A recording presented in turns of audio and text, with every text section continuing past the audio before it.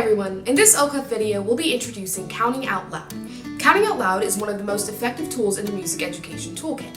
It helps the student understand individual note values and the rhythm of a piece of music. Counting out loud is fundamental to the process of learning a piece and will be used throughout your child's entire music education. So when do you count out loud? The purpose of counting out loud is to internalize the rhythm of a piece. The tool should be used when a student is having trouble processing the rhythm of a phrase or how their separate hands fit together. I'm going to demonstrate this by playing a piece in 3/4 and then a piece in a 4/4 time signature. 1, 2, 3, 1, 2, 3, 1, 2, 3, 1, 2, 3. Now I'm going to demonstrate a piece with a 4/4 time signature.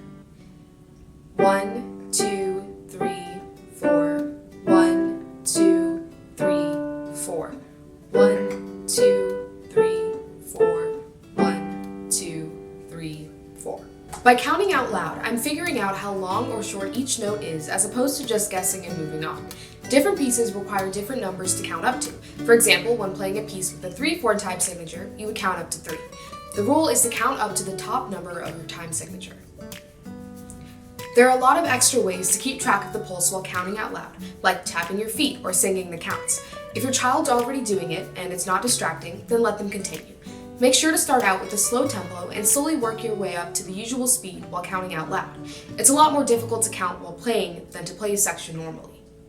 This concludes our video on counting out loud. Thanks for watching.